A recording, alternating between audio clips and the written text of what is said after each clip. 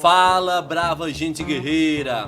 Aqui é o professor Másio Miguel no comando do nosso podcast De Pernambuco para o Mundo. Nessa primeira temporada, intitulada De Quantas Revoltas é Feito um Pernambucano, vamos conhecer um pouco de nossa história. E o tema de hoje é...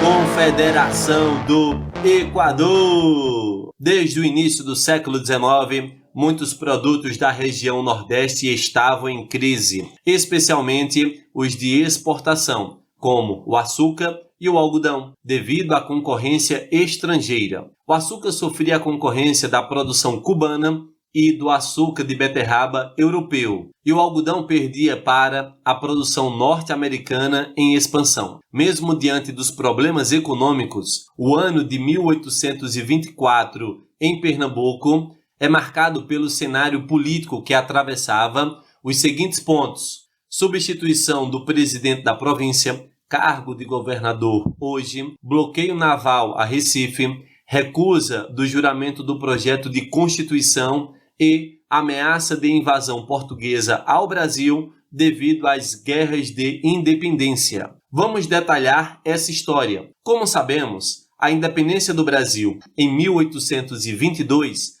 não resolveu os impasses políticos.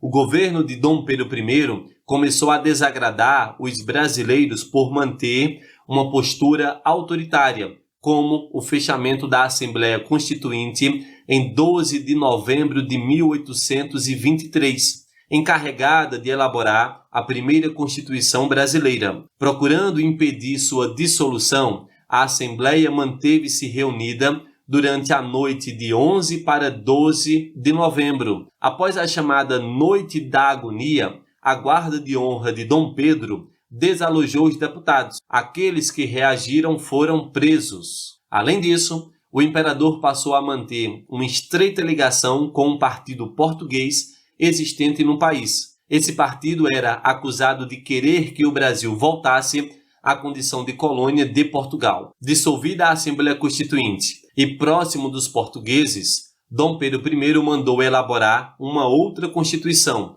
outorgada em 25 de março de 1824, que, além dos poderes executivo, legislativo e judiciário, tinha um quarto poder, o moderador, que lhe dava amplos poderes. As atitudes de Dom Pedro I causaram mal-estar em muitas províncias. Em Pernambuco, a resistência ao imperador era grande. Os liberais mais radicais queriam uma república federativa, não se conformavam com a concentração de poderes. Os jornais do Recife publicaram indiretas contra o governo de Dom Pedro I. Um deles, chamado O Maribondo, escreveu que tanto lhe valia ser colônia de Portugal como do Rio de Janeiro. Dois outros jornais se destacavam na crítica ao imperador: o Tifes Pernambucano, fundado por Frei Caneca, um carmelita de marcante formação intelectual, e Sentinela da Liberdade na Guarita de Pernambuco, de Cipriano Barata. Nessa ocasião,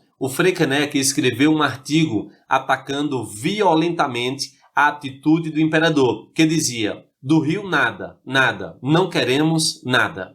Os pernambucanos estavam tomando uma posição em que se via claramente o desejo de se separar do Brasil e proclamar uma república. Desde dezembro de 1823, Manuel de Carvalho Paz de Andrade governava a província de Pernambuco, homem muito ligado à Revolução de 1817. Dom Pedro I, informado de que Manuel era um homem de ideias perigosas, tratou de substituir o governador de Pernambuco por alguém de sua confiança. Acabou nomeando Francisco Paz Barreto como presidente da província de Pernambuco. A nomeação não foi aceita pelas comarcas de Olinda, Recife, Igaraçu, Paudalho, Cabo, Limoeiro, Serinhaém. Isto é, o grupo político favorável a Manuel de Carvalho Paz de Andrade, que estava no poder desde dezembro de 1823, reivindicava a autonomia referentemente à ação de escolha de seu principal líder político. Os pernambucanos chegaram a representar ao imperador a eleição de Manuel de Carvalho, solicitando seu reconhecimento no governo da província e não o impondo. Porém, a determinação dessa nomeação foi recusada e a nomeação do presidente Francisco Paes Barreto mantida. O Manuel Paes de Andrade recusou-se a aceitar a nomeação de Dom Pedro I, acusando de traidor e de estar entregando o Brasil a Portugal. A posse de Francisco Paes Barreto, cuja nomeação ocorreu em fins de 1823 e foi reiterada pelo monarca em fevereiro de 1824, não se concretizou. O porto de Recife encontrava-se bloqueado por embarcações comandadas pelo capitão de mar e guerra John Taylor para assegurar a posse de Francisco Paes Barreto na presidência da província. Todas essas manobras imperiais não surtiu o efeito esperado. Ante a persistente recusa ao presidente nomeado, o monarca tentou uma nova indicação, José Carlos da Silva Ferrão. Essa foi novamente rejeitada na província. O complicado jogo político pernambucano da primeira metade de 1824 ganha novos capítulos com uma portaria imperial de 11 de junho de 1824, que comunicava a suspensão do bloqueio naval a Recife e ordenava o retorno das embarcações ao Rio de Janeiro, para compor a defesa da capital do Império, caso essa fosse atacada pelos portugueses. A mesma portaria atribuía às províncias do Brasil a responsabilidade de se defenderem cada uma a si própria em caso de invasão de tropas lusas, pelo menos até que os exércitos localizados na capital pudessem socorrê-las. Em 29 de junho de 1824, já ciente da notícia, o comandante de mar e guerra à frente do bloqueio marítimo, John Taylor, abandonou a costa pernambucana e conduziu as embarcações à corte fluminense. Livres do bloqueio, os recifenses ainda tinham de lidar com a possibilidade da presença de outra ameaça, a portuguesa. O clima de tensão, portanto, não se dissipou. O fim do bloqueio naval a Recife, somado à recusa do juramento do projeto de Constituição em Pernambuco e a sensação de ameaça gerada pela notícia de invasão lusitana ao Brasil, fortaleceu Manuel de Carvalho Paes de Andrade em seu cargo presidencial, no qual permaneceu mesmo não reconhecido pelo Rio de Janeiro como tal. Em 2 de julho de 1824, ele proclamou a Confederação do Equador, nome derivado do fato de a região rebelde estar próxima à linha do Equador. Publicou-se um manifesto convidando outras províncias do Norte e Nordeste a aderirem ao movimento. Ceará, Rio Grande do Norte e Paraíba juntaram-se à causa oficialmente. Outras províncias, como o Piauí, governos paralelos formados pelos rebeldes, manifestaram adesão aos confederados. A Confederação do Equador adotou o regime republicano e provisoriamente utilizaram a Constituição da Colômbia.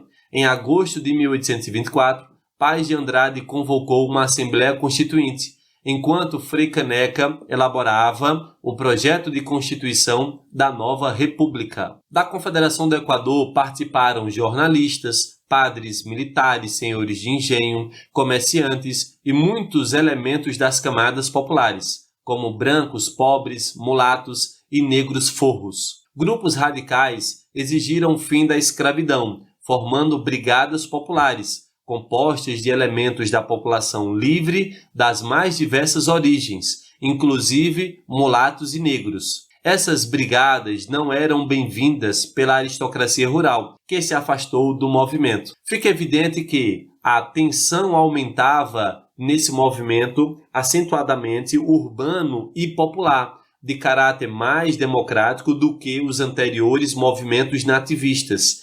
Era, por exemplo, muito diferente da Revolução Pernambucana de 1817, liderada por proprietários de escravos e de terra, comerciantes locais e muitos militares, que entendiam estar sendo explorados pelos portugueses da Nova Lisboa. Tais divisões internas facilitaram a repressão organizada pelo poder central e a revolução teve curta duração. A reação de Dom Pedro I à Confederação do Equador foi rápida e cruel. Obtendo um empréstimo de 1 milhão de libras dos ingleses, contratou soldados mercenários.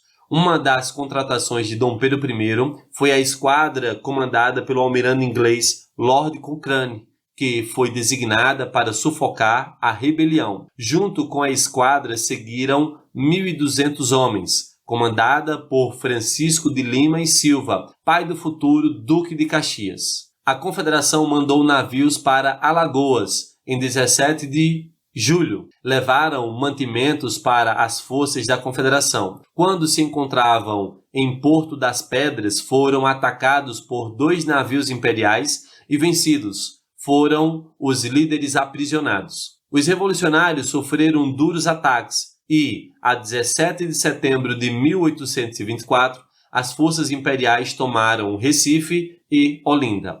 O governo alagoano ficou a favor das tropas imperiais, juntando-se às forças imperiais. Paz de Andrade conseguiu embarcar numa corveta inglesa e refugiou-se no exterior. A mesma sorte não tiveram Frei Caneca e outros revolucionários, que foram presos e condenados à morte. Como punição pela sua rebeldia, a província de Pernambuco, por decreto de Dom Pedro I, teve desmembrado de seu território os 130 mil quilômetros da comarca do São Francisco, anexados provisoriamente a Minas Gerais e, em 1827, a província da Bahia, em cuja posse se conserva até hoje. Chegamos ao fim dessa história.